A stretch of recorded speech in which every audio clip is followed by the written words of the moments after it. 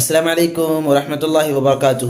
امید کہ ناظرین آپ خیریت اور عافیت کے ساتھ ہوں گے۔ اولاد کی تربیت سے متعلق کچھ اہم پوائنٹس مختصراً آپ کی خدمت میں رکھنے کے لیے حاضر ہوا ہوں۔ تو پہلی بات یہ کہ اولاد اللہ تبارک و تعالیٰ کی ایک عظیم نعمت ہے، اسی لیے جس انسان کو اللہ تعالیٰ نے اولاد سے نوازا ہے اسے اللہ تعالیٰ کا شکر ادا کرنا چاہیے اور اولاد کو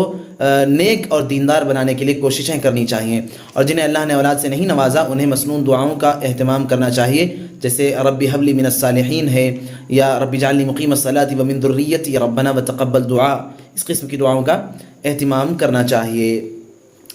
اولاد کی تربیت کا معاملہ اس قدر اہم ہے کہ انسان اگر اپنی اولاد کی تربیت دینی ناحیے پر نہیں کرتا تو یہ اولاد جو اللہ نے اسے نوازی ہے ایک موقع پر جا کر یہ اس کی دشمن بن جاتی ہے۔ اللہ نے خود قرآن میں کہا کہ یا ایھا الذین آمنوا ان من ازواجکم واولادکم عدوا لکم فاحذروہم، کہ اے ایمان والو تمہاری بہت سی تم میں سے بعض کی بیویاں اور اولاد یہ تمہارے دشمن ہوتے ہیں، لہٰذا تم ان سے بچو۔ تو اللہ تبارک تعالیٰ نے خود یہ بات کہی ہے، اور اس کا سبب جو بڑا ہو سکتا ہے دشمن بننے کا اولاد کے، وہ ان کی صحیح تربیت نہ ہونا ہی ہو سکتا ہے۔ دیکھیے، اگر ہم اپنی اولاد کی اچھی تربیت کرنا چاہتے ہیں تو اس کا آغاز انسان کی اپنی اصلاح سے ہوتا ہے۔ ہماری شادی ہوئی ہو یا نہ ہوئی ہو، ہماری اولاد ہو یا نہ ہو، اگر ہم چاہتے ہیں کہ مستقبل میں ہمیں اللہ تعالیٰ جو اولاد سے نوازے تو وہ نیک اور صالح اولاد ہو اور دیندار متقی پرہیزگار ہو، با اخلاق ہو، تو ہمیں چاہیے کہ سب سے پہلے ان چیزوں کی عادت ہم خود اپنے اندر ڈالیں اور ہم اپنی اصلاح کریں، کیونکہ کیفما یکن الاب یکن ابناؤہ، جیسے باپ ہوتے ہیں ویسے ہی ان کی اولاد اور ان کے بیٹے ہوتے ہیں۔ باپوں کے اثرات اولاد میں بہت زیادہ پائے جاتے ہیں، اس لیے سب سے پہلے اپنی اصلاح ضروری ہوتی ہے۔ اس کے بعد ایک موقع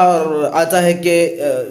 جوانی کی عمر آتی ہے اور انسان اپنی شادی کی کے لیے فکر مند ہوتا ہے، گھر والے شادی کے لیے فکر مند ہوتے ہیں، تو اس وقت بھی تربیت اولاد کا پہلو ہماری نظروں میں ہونا چاہیے، اور ہم اس بات کو نظر انداز بالکل نہ کریں کہ ہم جس خاتون کو ایک بیوی کے طور پر اپنے لیے منتخب کر رہے ہیں وہ دیندار ہو، متقی ہو، پرہیزگار ہو۔ ہم اپنی اولاد میں جن صفات کی خواہش رکھتے ہیں، ہمیں چاہیے کہ ہم وہی صفات ایک خاتون کے اندر دیکھ کر اس کو اپنی بیوی کے طور پر اس کا انتخاب کریں، یعنی نیک بیوی کا انتخاب ہونا چاہیے۔ اور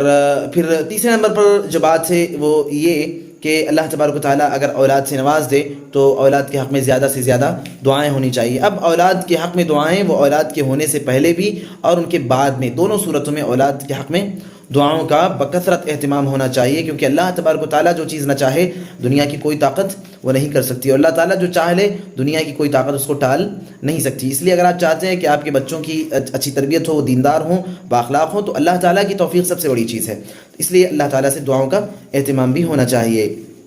اسی طریقے سے گھر کا ماحول سازگار بنائیں، یا کم از کم ایسے ماحول میں رہائش اختیار کریں جو آپ کے بچوں کی اچھی تربیت کے لیے سازگار ہو۔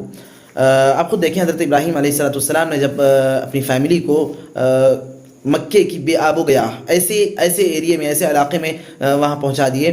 جہاں جاندار نام کی کوئی چیز نہیں تھی، نہ انسان، نہ چرند پرند، نہ گھاس پھوس، کچھ بھی نہیں تھا۔ وہاں جانے کے ان کو پہنچانے کے بعد کیا کہتے ہیں ابراہیم علیہ السلام؟ ابراہیم علیہ السلام اپنے فیملی کو وہاں پہنچانے کے بعد کہتے ہیں رب انی اسکنت من ذریتی بواد غیر ذی زرع عند بیتک المحرم ربنا لیقیموا الصلاۃ، یعنی ایک ایسی جگہ پر ہم اپنی فیملی کو پہنچائے ہیں تو اس کا ایک بڑا فائدہ یہ ہوگا کہ لیقیموا الصلاۃ، وہ نمازوں کو قائم کرنے والے بنیں گے، وہ دیندار بنیں گے، رب وہ تیرے حقوق کو پہچانیں گے، وہ اللہ والے بنیں گے اور با اخلاق بنیں گے۔ سب سے بڑا سبب انہوں نے ابراہیم علیہ السلام نے بتایا۔ پتہ چلتا ہے کہ اگر ہم کسی ایسے ماحول میں رہتے ہیں جو شرک و بدعات اور خرافات سے پر ہے، اور اب بچوں کی اچھی تربیت کا پہلو جو ہے وہاں پر ممکن نہیں ہو پا رہا ہے، تو ہم وہاں اس علاقے کو، اس ایریے کو چھوڑ کر وہاں سے ہجرت کر کے کسی ایسے اچھے ماحول میں منتقل ہوں جہاں پر بچوں کی اچھی تربیت ممکن ہو سکے۔ اسی طریقے سے ایک اہم اور بلکہ بہت اہم چیز بچوں کی دینی تربیت، دینی تعلیم۔ بچوں کی دینی تعلیم یعنی انہیں اللہ تعالیٰ کی پہچان کروانا، انہیں نبی کی سیرت پڑھانا، انہیں زندگی کا مقصد بتانا، انہیں زندگی جینے کا طریقہ بتانا، یہ ساری چیزیں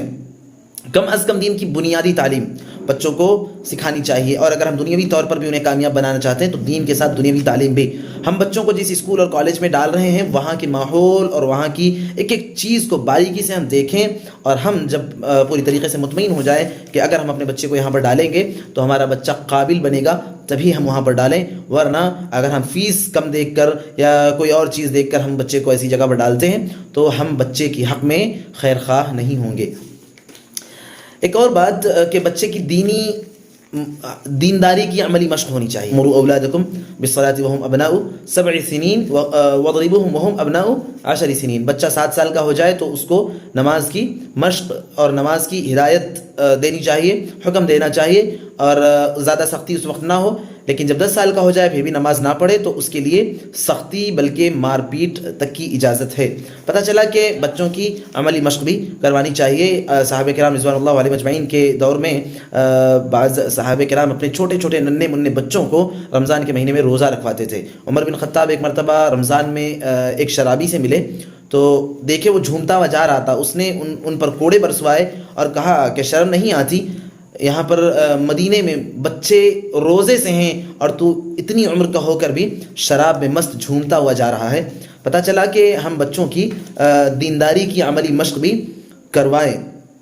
اور یاد رکھیں یہ تربیت اولاد سے متعلق کچھ پہلو تھے، یاد رکھیں کہ اگر ہم اپنے بچوں کی دینی تربیت پر توجہ نہیں دیتے اور ان کی دینی تربیت کے لیے ہم پوری طریقے سے وقت نہیں لگاتے تو حالات مستقبل کے بڑے خطرناک ثابت ہو سکتے ہیں۔